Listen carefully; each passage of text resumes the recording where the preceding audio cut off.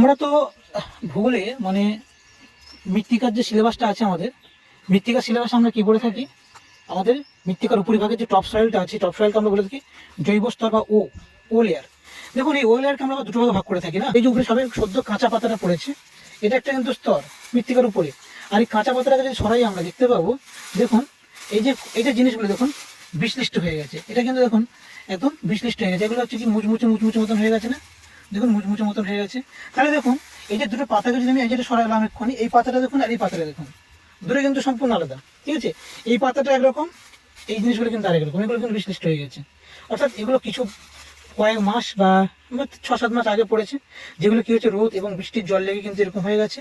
আর এগুলো সবাই সদ্য কাঁচামাল, অর্থাৎ সদ্য গাছের পাতাটা পড়েছে জৈব পদার্থ, এগুলো আমাদের সদ্য জৈব পদার্থ। তাই হচ্ছে আমাদের মৃত্তিকা। এটা যে মৃত্তিকা দেখুন, এটা মৃত্তিকা, এটা মৃত্তিকা। তাহলে মৃত্তিকার উপরের স্তরে আমরা কি দেখলাম, এরকম একটা বিশ্লিষ্ট জৈব পদার্থ দেখলাম, তার উপর আমরা এই কাঁচা জৈব পদার্থগুলোকে দেখতে পাচ্ছি। দেখুন সব জায়গায়